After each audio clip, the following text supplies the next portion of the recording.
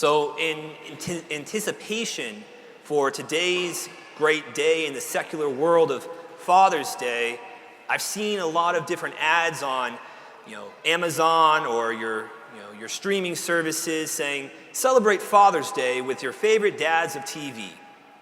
And they had a big portrait or a big poster of the different dads. And this may have been another streaming services or something. Don't check me on this. But there's portraits of different dads. You have Red Foreman from That 70s Show.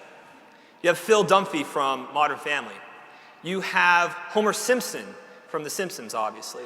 You have Don Draper from Mad Men. And I was thinking to myself, really? These are the dads we want to look to and that we want to spend time with on TV today. Really, Red Foreman, who is so PTSD-stricken and hard-nosed Marine, like Supermoto, decides that he wants to say explicitive words in front of his kids that I cannot in good conscience say today at Holy Mass. Or you have Homer Simpson, who's literally choking his son. Don Draper, who is a womanizer and never talks to his kids. And then you have Phil Dunphy, who's a doormat and just basically an ATM for his kids, looking for approval.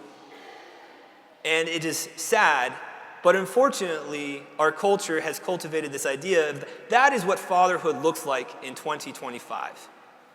That is what fatherhood comes down to. Either really hard-nosed men who just are too full of themselves to really engage with their children, men who are absent from their children, men who will do whatever they can to win their children's approval. I said, really, that's what we're looking for. And unfortunately, this misinterpretation, this misrepresentation of fatherhood does not keep itself to the human level.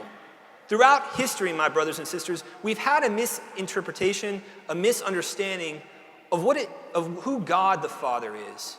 In the Old Testament, if you have non-Christians or hard-nosed anti-Christians who ask you, how in the world could you worship a God who does X, Y, Z in the Old Testament, who will stone you to death if you plant soybeans next to your corn, who will burn you at the stake if you wear an article of clothing that has more than one different type of fiber. They will, that's one understanding that this is a God who is, I am who am. That's all I am. I am who I am, and you can't change me. I'm just being. I am the great clockmaker. I start the clock, and I let the world go crazy. And then you shift over towards the more tolerant God, who John says in his epistles, who John says in his Gospels, is God is love. But we have a misinterpretation of what love is. We see it as tolerance, as doing whatever you can for the other, but not having a stand on what is right and what is wrong. There's these misinterpretations from right and left, center, forward, backwards, up and down. But the true reality of God the Father is that God the Father is part of a Trinity. He is the first person of the Holy Trinity, which we celebrate today. God the Father knows himself so well, is able to think on himself, is able to acknowledge himself, acknowledge his being so well that very acknowledgement, that very intellect, that very logos, the very word that he speaks is so real, it becomes a second person, a second God. One God, second person of that Godhead.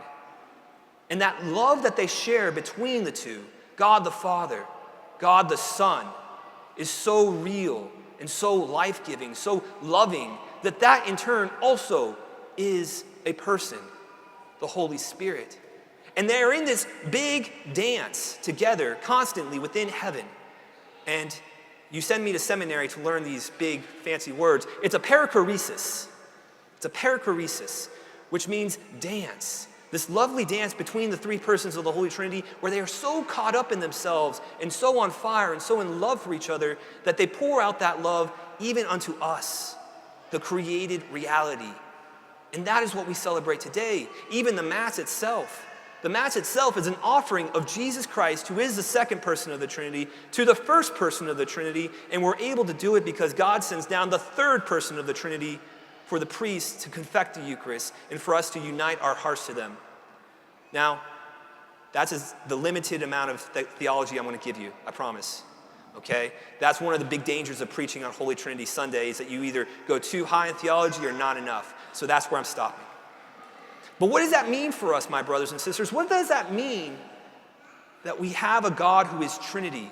It means that we have God that is relation. God is relatable. God is relatable persons. And therefore, I want to really preach to the fathers, because today is your day. Mothers, we have so many Marian feast days. You get homilies all the time. Okay? But fathers, do you know yourself? Do you know your faith? Do you know your strengths, your weaknesses, your gifts?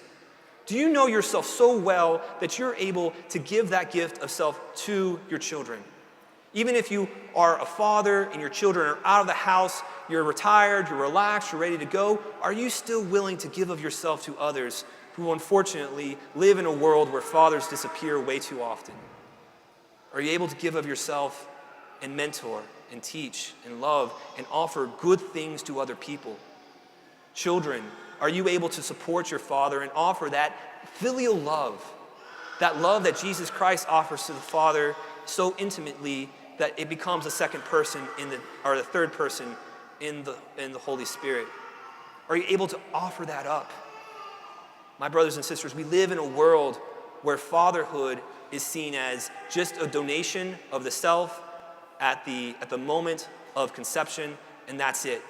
Like the great watch beginner, the great watchmaker, or one that is a doormat and does not offer good things to teach their children. Let us, I pray, look towards that greater idea of relatability, that relationality of God the Father, the Son, and the Holy Spirit.